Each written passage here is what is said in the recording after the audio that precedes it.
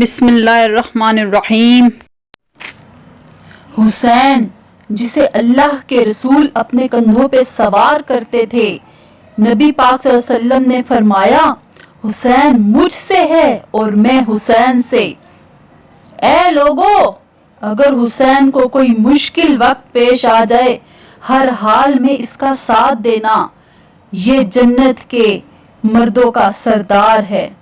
لیکن افسوس، ابھی رسول پاک صلی اللہ علیہ وسلم کی رحلت کو کچھ ہی وقت گزرا تھا، کربلا کے میدان میں جنگجوؤں کا مجموعہ تھا، اور دوسری طرف وہ حسین جس کو اللہ کے رسول صلی اللہ علیہ وسلم اپنے کندھوں پر سوار کرتے تھے۔ امام حسین اپنی نانا کی امت سے کہتے رہے کہ کیوں میرا راستہ روک رہے ہو؟ مجھے پہچانو، میں تمہارے نبی کا نواسا ہوں۔ کیوں میرے بچوں کو پیاسا بھوکا رکھا ہوا ہے؟ کیوں؟ اے حسین، ہم تمہیں دولت کی لالچ میں لوٹ رہے ہیں، قتل کر رہے ہیں کہ یزید ہماری جھولیوں کو دولت سے بھر دے گا۔ میرے نانا نے بابا علی کے ساتھ کھڑے ہو کر فرمایا تھا کہ جہاں حق ہے وہاں علی ہوگا۔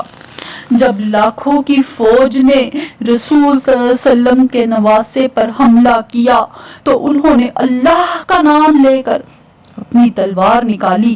تاریخ گواہ ہے کہ ایک طرف فوجیں اور دوسری طرف 3 دن کا پیاسا بھوکا حسین جنگ لڑنے لگا، اور فوجیں بھاگنا شروع ہو گئی۔ اس کی جنگ دیکھو جس کا جوان بھائی مارا گیا، اس کی جنگ دیکھو جس کے سامنے اس کا بیٹا قتل کر دیا گیا، اس کی جنگ دیکھو جس نے اپنے ہاتھوں سے اپنے بچے کی قبر بنائی۔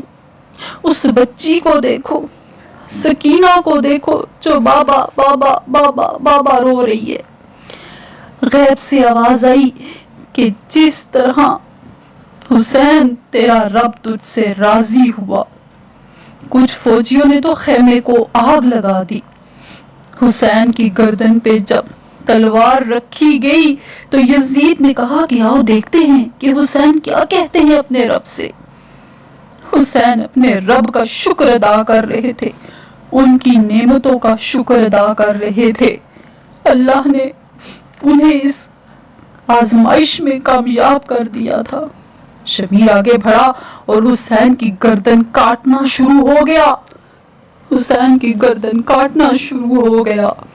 سلام ہو میرے اس دادا حسین پر جس کی گردن کاٹی گئی، سلام ہو یا حسین۔